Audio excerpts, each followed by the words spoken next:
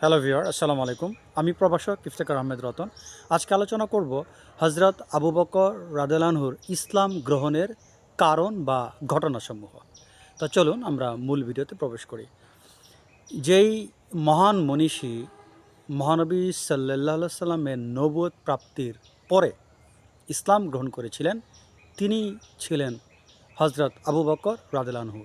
এই প্রসঙ্গে শাহ ওয়ালিউল্লাহ মুহাদ্দিস দেহলভী রহমতুল্লাহ আলাইহি বলেন যে হজরত আবু বকর ছিলেন প্রথম পুরুষ যিনি মহানবী সাল্লাল্লাহু আলাইহি সাল্লামের নবুয়ত প্রাপ্তির পরে প্রথম ইসলাম গ্রহণ করেছিলেন।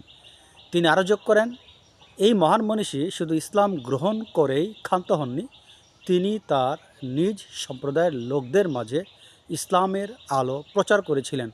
তৎকালীন সময়ে ইসলামের আলো প্রচার করাটা, কুরাইশ সম্প্রদায়ের মধ্যে ইসলামের আলো প্রচার করাটা খুবই ছিল ঝুঁকিপূর্ণ এবং এটা সম্ভব ছিল শুধুমাত্র যারা খুবই প্রভাবশালী এবং যারা সমাজ আধিপত্য বিস্তার করে তাদের পক্ষে এই কাজ করা সম্ভব ছিল।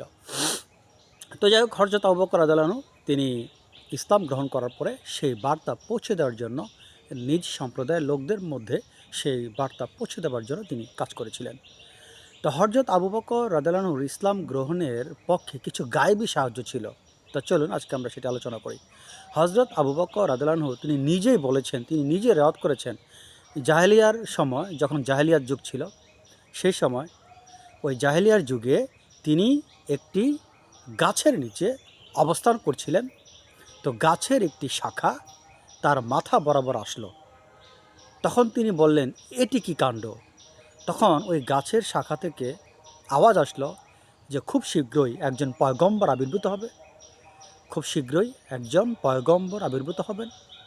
তোমার উচিত হবে সবার আগে, সবার পূর্বে তার সৌভাগ্য অর্জন করা। তোমার উচিত হবে সবার আগে বেশি পরিমাণে সৌভাগ্য অর্জন করা।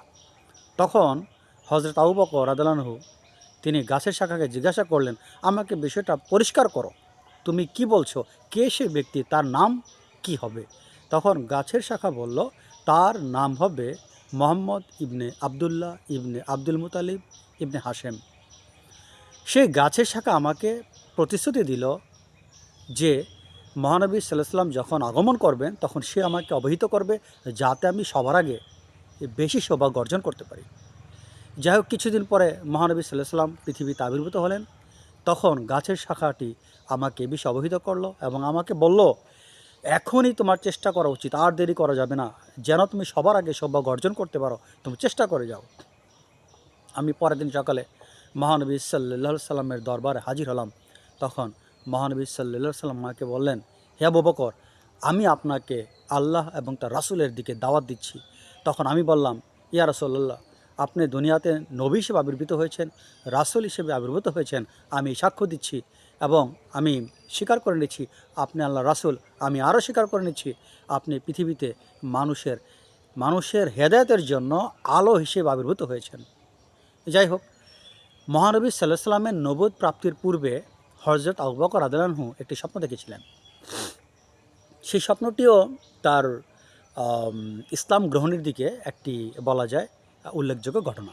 স্বপ্নটি হলো যে তিনি দেখলেন যে একটি বিশাল বড় আলোর ঝলক খানায় কাবার খানায় উপরে, কাবার ছাদের উপরে পতিত হলো এবং ওই আলোটি মক্কার প্রতিটি ঘরে ছড়িয়ে পড়ল। পরিশেষে ওই আলোটি একত্রিত হয়ে আমার ঘরে, অর্থাৎ হজরত আবু বকরের ঘরে প্রবেশ করলো। তখন হজরত আবু বকর কী করলেন? দরজাটি আটকিয়ে দিলেন। ঘুম ভেঙে যায়। পরের দিন তিনি এই স্বপ্নের ব্যাখ্যা জানার জন্য এক ইহুদি আলেমের কাছে যায়। তখন ইহুদি আলেম তাকে বলেন, এটি তেমন কোনো সমস্যা নয়, এটি তোমার মনের বিকাশ মাত্র। তো যাই হোক, কোনো এক সময় হজরত আবু বকর রাদিয়াল্লাহু আনহু শাম শহরে যান। সেখানে একজন খ্রিস্টান আলেমকে এই স্বপ্নের ব্যাখ্যা সম্পর্কে জানার জন্য তাকে জিজ্ঞাসা করেন। তখন ওই খ্রিস্টান আলেম হজরত আবু বকরকে জিজ্ঞাসা করেন, তোমার নাম কি? তোমার পরিচয় কি? তখন হজরত আবু বকর বলেন, আমি আবু কুহাফার পুত্র, আমি কুরাইশ সম্প্রদায়ের লোক।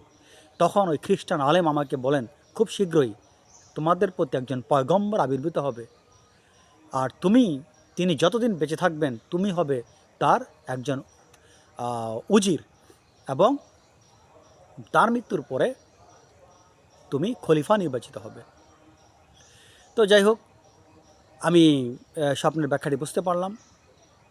কিছুদিন পরে আমি কিছুদিন পরে মহানবী সাল্লাল্লাহু আলাইহি ওয়াসাল্লাম আমাকে ইসলামের দিকে দাওয়াত দিলেন। তখন আমি তাকে বললাম যে প্রতিটি নবী বা রাসূল তারা যে পৃথিবীতে আসেন, তাদের নবুয়ত প্রাপ্তির কিছু প্রমাণ আছে। তারা যে নবী বা রাসূল, তাদের পক্ষে কিছু প্রমাণ আছে, কিন্তু আপনি যে রাসূল হিসেবে বা নবী হিসেবে পৃথিবীতে আসছেন, তার প্রমাণটা কী? তখন রাসূলুল্লাহ সাল্লাল্লাহু আলাইহি ওয়াসাল্লাম আমাকে বললেন, তুমি যে স্বপ্ন দেখেছো সেটাই তোমার প্রমাণ। আমি অবাক হয়ে গেলাম।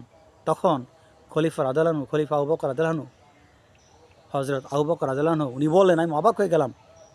তখন আমি তাকে জিজ্ঞাসা করলাম, আমার স্বপ্নের বিষয় আপনি কীভাবে জানলেন? তখন মুহাম্মদ সাল্লাল্লাহু আলাইহি ওয়াসাল্লাম বললেন, হযরত জিবরাইল আলাইহিস সালাম তিনি আমাকে জানিয়েছেন।